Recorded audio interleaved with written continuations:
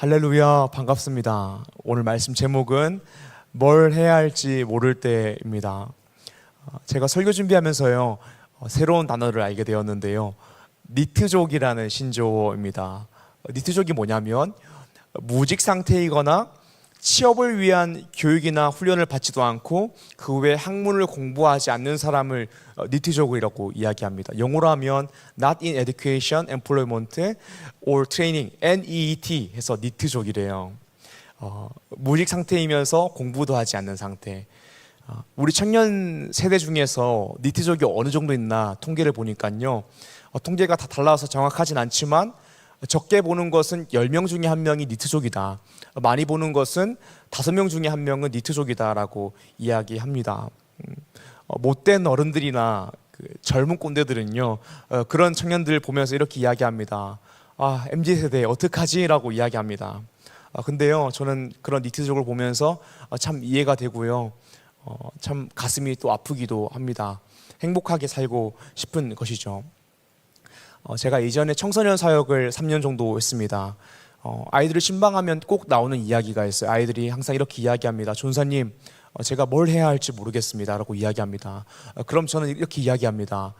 일단 공부를 열심히 하면 나중에 선택할 수 있다라고 이야기하고, 또 무조건 기도해야 된다라고 이야기합니다. 왜냐하면 너의 삶은 너의 것이 아니고 하나님의 것이기 때문에 기도를 통하여서 그것을 확인할 수 있다라는 것입니다. 또 우리 청년들을 만나보면요, 학업 가운데 있는 청년들도 있고 일하고 있는 청년들도 있는데 여전히 뭘 해야 할지 모르는 청년들이 있습니다. 여전히 방황하고 있는 청년들이 있습니다. 그래서 많은 시간을 걱정하고 고민하고 생각하며 보내는 청년들이 있습니다. 우리가 이럴 때 어떻게 해야 될까요? 걱정과 고민 대신 기도해야 합니다. 답이 없고 보이지 않고 답답해도 기도하면 답을 얻게 됩니다. 근데 답이 없어요. 근데 답을 얻게 되는 거예요. 그 답이 무엇이냐면 하나님이 선하신 분이라는 것입니다. 나는 계획이 없지만, 나는 앞날이 보이지 않지만 하나님은 계획을 가지고 계시다라는 것입니다.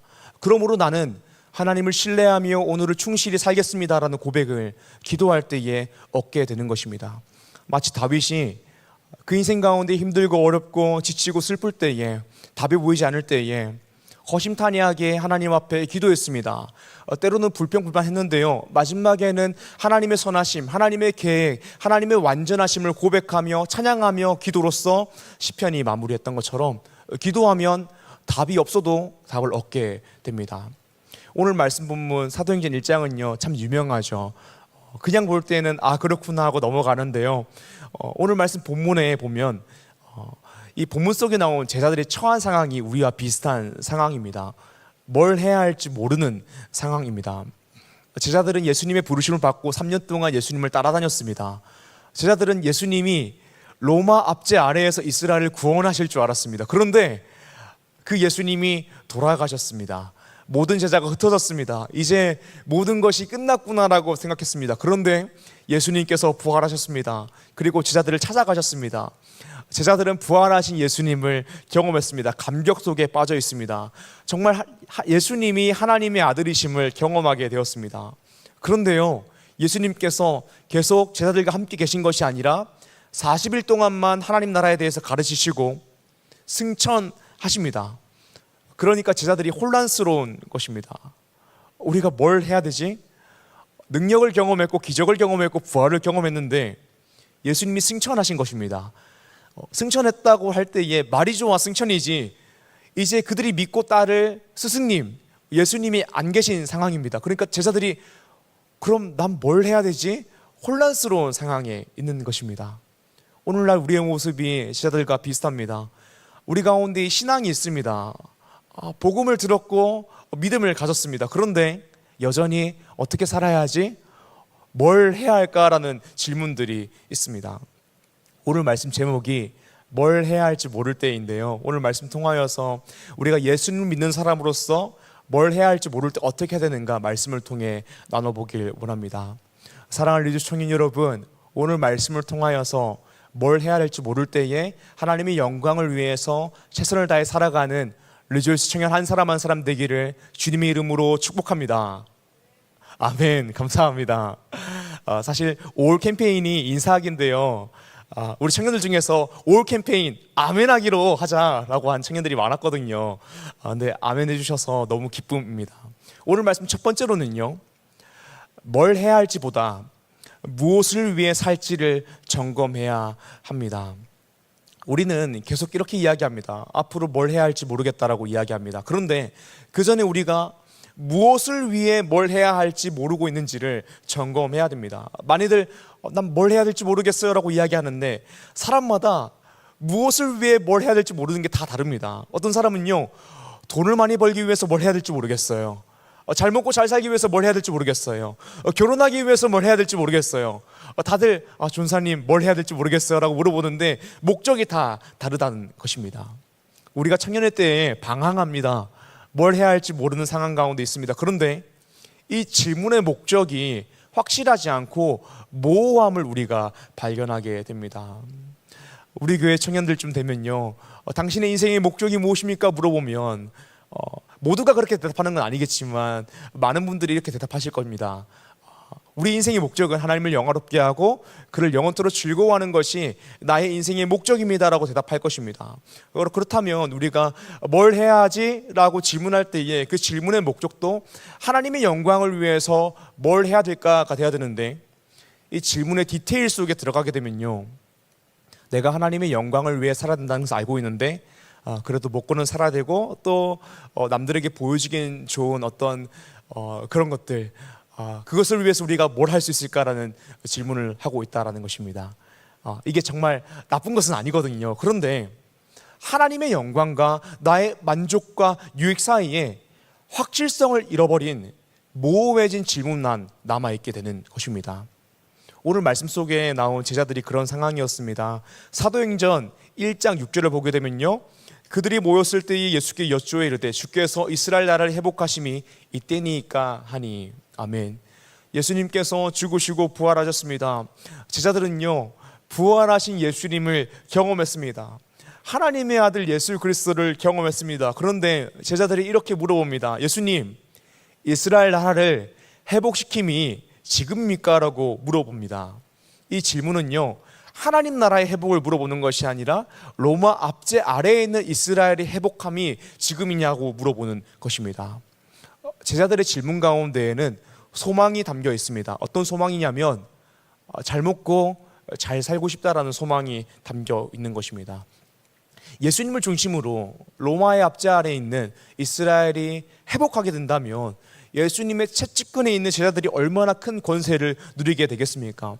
제자들의 질문에 담긴 소망은 나의 만족과 유익임을 발견할 수 있습니다. 서양 속담 중에요, 이런 말이 있습니다. 악마는 디테일 속에 있다. 그래서 계약서 잘 읽어보라고 하고 또 보험 약관 같은 거 조그만한 것이 잘 읽어보라고 이야기하잖아요. 그런데 정말 이 속담처럼 우리의 마음의 동기에 디테일 속에 악마가 있다라는 것입니다. 나 뭘 해야 될지 모르겠어 라고 할 때에 그 질문의 디테일 속에 악마가 살고 있을 수 있다라는 것입니다. 나도 나의 만족과 유익을 위해 살고 싶어. 나도 돈 많이 벌고 편안하게 살고 싶어. 우리가 어떤 선택을 할 때에도, 인생의 어떤 선택을 할 때에도, 배우자를 고를 때에도, 회사를 고를 때에도, 학교를 고를 때에도, 어떤 헌신하는 것을 고를 때에도 그 디테일 속에 악마가 살고 있을 수 있다라는 것입니다. 하나님께서는요, 이런 디테일 속에 있는 악마까지도요, 선하게 사용하시죠. 선용하십니다. 그런데 우리가 그리스도인으로서 뭘 해야 할지 모르겠어 라고 질문할 때에 우리의 마음속에 있는 디테일을 점검해야 됩니다. 그 속에 악마가 살고 있는지 없는지, 무엇을 위해 뭘 해야 하는지를 묻고 있는지 점검해야 합니다. 사랑하는 여러분, 우리 중에서 진로를 많이 고민하고 앞날을 고민하고 있는 청년들이 많이 있는 줄 알고 있습니다. 그럴 때마다 내가 뭘 해야 되지 질문보다는요, 내가 무엇을 위해 살아야 되는지에 대한 인생의 목적을 더 많이 묵상해야 됩니다.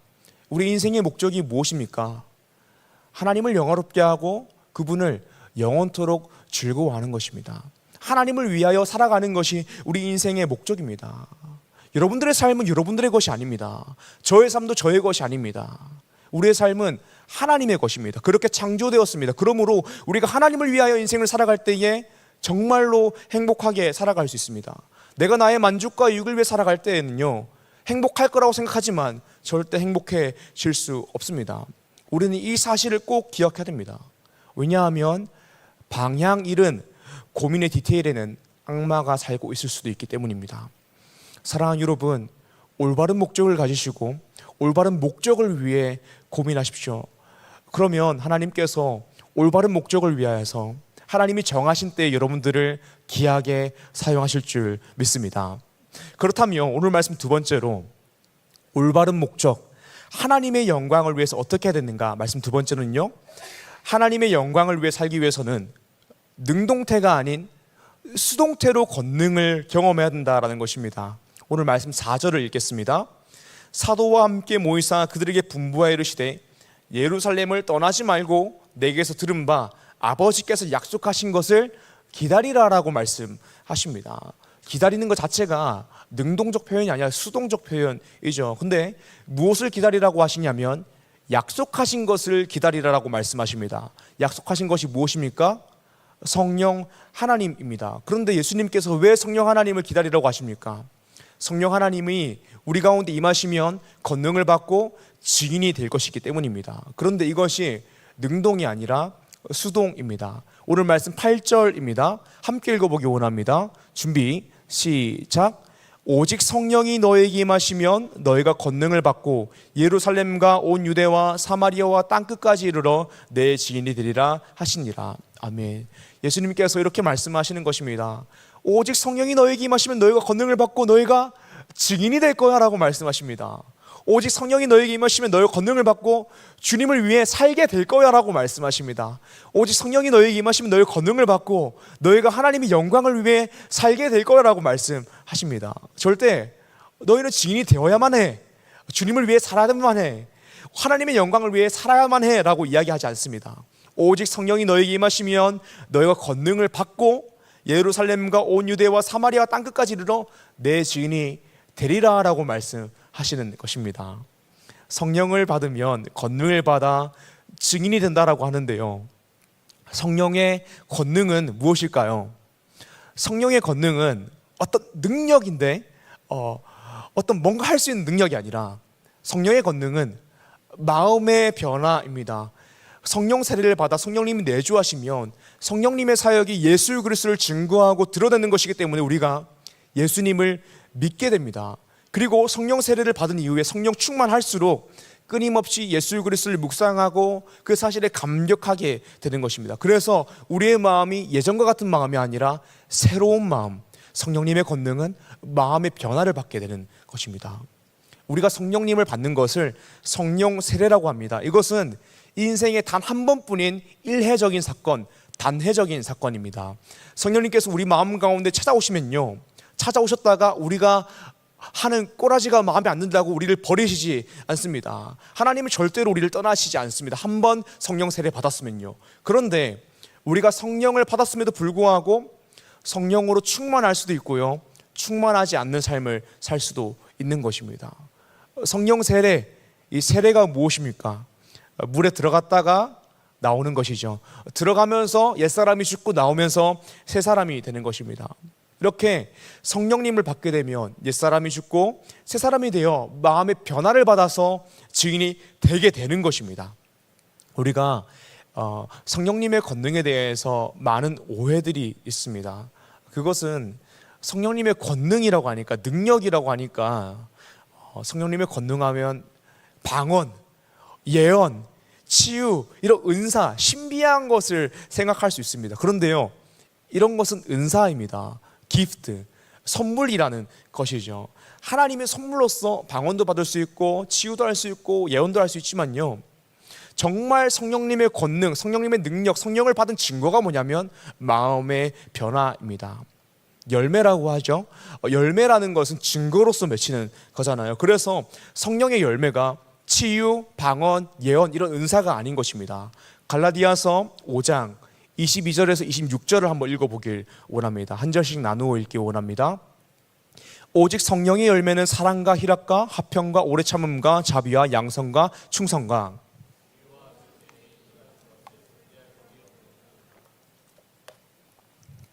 그리스도 예수의 사람들은 육체와 함께 그 정욕과 탐심을 십자가에 못 박았느니라. 함께요. 헛된 영광을 구하여 서로 노엽게 하거나 서로 투기하지 말지니라. 아멘. 조금 이상한 교회를 가게 되면요, 방언 안 하면 성령 충만하지 않은 것처럼 이야기하는 그런 교회들 있습니다. 저도 방언을 못 합니다. 방언을 안 합니다. 제가 예전에 청년부 청년일 때 찬양팀 리더였습니다. 근데 저보다 나이가 많은 누나가 계셨어요. 근데 하루는 이야기하다가, 참 좋은 분이었는데 이야기하다가 방언 이야기가 나온 거예요. 그래서 저는 방언 못해요 라고 이야기하니까, 헐 대박, 너 방언 못해? 이렇게 얘기하시는 거예요. 그러면서 막 뭔가 방언 못하는 사람은 성령 충만하지 않고 막 영적으로 어떤 깨어있지 않고 이런 것처럼 이야기하는 거예요. 그런데 여러분, 성령의 권능은요, 마음의 변화입니다. 그래서 성령 충만하면요, 방언하게 되는 것이 아니라, 은사를 받게 되는 것이 아니라 성령님의 통치를 받는 것이기 때문에 마음이 변하는 것입니다. 그래서 성령의 열매가 뭐냐면 사랑, 희락, 화평, 오래 참음, 자비, 양선, 충성, 온유, 절제가 열매인 것입니다. 마음의 변화가 성령님의 권능이기 때문이죠. 그래서 성령 충만하면요, 마음 가운데 사랑이 있고 희락이 있고 화평이 있고 오래 참음이 있고 자비가 있고 양선이 있고 충성이 있고 온유가 있고 절제가 있는 것입니다. 우리가 성령 세례 받게 되면 우리 옛사람이 죽게 됩니다. 그리고 그리스도와 함께 살게 됩니다. 그리고 마음이 변화하게 됩니다. 왜냐하면 우리 마음이 아예 새로운 마음이 되었기 때문입니다. 우리가 이렇게 성령님의 권능인 마음의 변화를 받아야지 능동태가 아니라 수동태로서 주님의 일을 할 수 있는 것입니다. 사랑하는 여러분, 결국 오늘 말씀이 이야기하는 것이 무엇이냐면, 하나님을 위해 살고자 하지만 인간적인 노력으로 하나님을 위해 살 수 없다라는 것입니다. 아무리 십계명을 잘 지키려고 하더라도, 아무리 능동적으로 내가 하나님의 말씀을 잘 지켜야지라고 하더라도 마음이 변하지 않으면 그 일을 할 수 없다라는 것입니다. 아무리 말씀대로 살려고 해보십시오. 아무리 주님의 영광을 위해서 능동적으로 살고 싶어 해보십시오. 아무리 노력해도 그럴 수 없다라는 것입니다. 결국에 성령의 권능을 받아 마음이 변화되어야지 하나님을 사랑할 수 있고 이웃을 사랑할 수 있다라는 것입니다.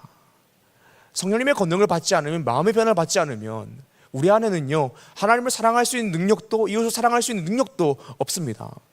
성령님의 권능으로 마음의 변화를 받고 나를 향한 하나님 아버지의 사랑을 알게 될 때, 예수 그리스도의 그 은혜를 알게 될 때에 우리가 증인으로서 살아가게 되는 것입니다. 능동태가 아니라 수동태인 것입니다. 성령 충만은 에너지 충만이 아니라 내가 얼마나 성령님의 통치를 받고 있냐라는 것입니다. 나의 마음이 얼마나 성령님의 통치를 받고 있냐. 그래서 우리가 성령 충만할 때에 성령님이 우리의 마음으로 하여금 하나님의 사랑과 예수 그리스도의 은혜를 묵상하게 하고 깨닫게 하시고 감격하게 하십니다. 하나님의 영광을 위해 살기 위해서 어떻게 할 것인가? 능동태가 아니라 수동태로 이 성령님의 권능을 경험해야지 하나님의 영광을 위해 살 수 있습니다. 그렇다면요, 우리는 어떻게 성령 충만함을 받아 늘 수동태로 주님을 위해 살 수 있을까요? 말씀 세 번째입니다. 기도의 자리에서 은혜를 받아야 합니다. 우리가 주님을 위해 살기 위해서는 마음의 변화를 받아야 됩니다. 마음의 변화를 받지 않고서는 우리가 하게 되는 것은 외형적 행위일 뿐입니다. 그런데 이 마음이라는 것은 말씀과 기도의 자리에서 변화하게 되는 것입니다. 예수님께서 승천하시고 난 뒤 약 10일 뒤에 마가의 다락방에서 오순절 성령 강림 사건이 일어납니다. 예수님께서 승천하시기 직전에 제자들에게 이렇게 말씀하십니다. 흩어지지 말고 예루살렘에 모여서 약속하신 성령을 기다리라고 말씀하십니다. 그때 예수님의 말씀을 듣고 승천을 본 사람이 약 500명이었습니다. 그런데 사도행전 2장을 가게 되면요, 마가의 다락방에서 성령을 받은 사람은 120명이었습니다. 500명이 말씀을 듣고 승천을 받는데 380명은 성령을 받지 못했고 120명은 마가의 다락방에서 기도하는 중에 성령을 받았습니다. 이 둘의 차이점이 뭘까요? 380명도 예수님을 믿었습니다. 그런데 지금 예수님이 보이지 않으니까 내가 뭘 해야 될지 모르겠으니까 세상을 향해 나아간 것입니다. 근데 120명은 예수님께서 승천하시고 나서 뭘 해야 될지 모르는 혼란한 상황인데 예수님께서 흩어지지 말고 예루살렘에 모여서 기도하라고 말씀하셨을 때에 그 말씀 듣고 기도하고 성령을 받은 것입니다. 그리고 그 기도의 자리에 있을 때에 성령 받고 권능을 받아서 증인이 된 것입니다. 그렇게 하나님의 영광을 위해서, 복음을 위해서 그 사람들이 살게 되었습니다. 사랑하는 리조의 청년 여러분, 결국에는요, 우리가 얼마나 많은 성경을 읽고 책을 읽고 제자 훈련을 받고 교리 교육을 받았나, 이게 중요한 게 아닙니다. 물론 성경 공부하고 교리 교육하고 정말 중요하죠. 우리도 그래서 목요일마다 구약 성경 스쿨 하고 있고 금요일마다 웨스트민스터 소요리 문답 강의하고 있죠. 그런데요, 얼마나 많이 교육받았냐, 얼마나 많이 책을 읽었냐, 얼마나 많이 성경을 읽었냐, 이게 중요한 게 아니라요, 결국은 기도의 자리에 나아가서 마음이 변해야 합니다. 은혜를 받아서 마음이 변해야 됩니다. 저도 제 인생에 정말 중요한 변곡점들이 다 기도의 자리에 있었습니다. 정말 마음이 다 무너져서 아무것도 할 수 없을 때에 기도의 자리에서 위로받고 다시 일어났고, 아무런 힘이 없을 때에 기도하고 새 힘을 받았고, 이 부르심을 포기하고 싶었을 때에 기도하는 자리에서 부르심을 새로 받았습니다. 말씀을 읽으면요, 우리 마음 가운데 이 작은 불씨가 일어나는 것을 경험하게 됩니다. 그런데요, 기도할 때는요, 그 불씨가 우리의 마음 전체를 태우는 것을 경험하게 됩니다. 기도할 때에 마음의 변화를 받게 되는 것입니다. 우리가 수련회 때에도요, 한 시간에서 2시간 정도 기도하죠. 근데 정말 많이 은혜 받지 않습니까? 근데 이 기도의 자리가 매일매일 우리의 삶 가운데 있다면 우리의 하루하루가 얼마나 달라지겠습니까? 우리의 마음이 얼마나 변해 하나님의 영광을 위해 살아가겠습니까? 사랑하는 여러분, 기도는 하나님 앞에 겸손입니다. 내가 주님을 위해 사는 것도 나의 힘으로, 나의 의지로, 나의 노력으로 할 수 없구나라고 고백하는 겸손입니다. 기도할 때에 내가 작아집니다. 그리고 내가 작아지면요, 하나님이 커집니다. 기도할 때에 내가 사라집니다. 그럼 하나님께서 내 인생 가운데에 역사하시기 시작하는 것입니다. 그때 내가 주님을 위해 살게 되는 것입니다. 앞으로 무슨 일을 해야 할지 모르는 청년 여러분, 기도의 자리에 나아가십시오. 걱정하고 고민하는 시간은 딱 정해서 10분만 걱정하고 고민하시고요, 기도의 자리에 나아가십시오. 그리고 허심탄회하게 하나님 앞에 나아가서 불평불만도 하시고 도움을 구해 보십시오. 하나님의 마음을 구하십시오. 그러면 여러분들의 인생 가운데 당장 앞이 보이지 않더라도 매일매일 주님의 영광을 위해서 말씀대로 살게 될 것입니다. 그리고 여러분들의 인생을 돌아봤을 때에 30대, 40대, 50대가 되었을 때에 하나님의 인도하심을 고백하게 될 것입니다. 여러분들 가운데에서 10대 때 꿈을 정하고 20대 때 열심히 꿈을 위해 살고 30대 때 꿈을 이룬 사람들이 있습니다. 근데 뭘 해야 될지 모르는 청년 여러분, 절대 그런 사람들을 부러워하지 마십시오. 그렇게 일찍 진로를 정해서 자신의 꿈을 이룬 사람이라도 꼭 행복한 것이 아닙니다. 뭘 해야 될지 모르는 여러분들이 불쌍한 것이 아닙니다. 잘못된 방향으로 전력 질주하여 하나님으로부터 멀어지는 인생이 불행한 인생입니다. 사랑하는 여러분, 인생의 비전, 진로가 확실하지 않다면 하나님 앞에 나아가 기도하십시오. 하나님, 나에게 비전을 보여주십시오라고 기도하십시오. 그리고 하나님께서 주시는 뜨거운 마음을 가지고 일단 어떻게든 그 자리에서 인생을 하루하루 살아가십시오. 그러면 여러분들이 어디서 무엇을 하든지 먹든지 마시든지 하나님을 위해, 하나님의 영광을 위해서 살게 될 줄 믿습니다. 그렇게 인생을 살아가는 리조 청년 한 사람 한 사람 되기를 축복합니다. 아멘. 우리 이 시간 함께 말씀을 기억하며 기도하길 원합니다. 보소서 주님.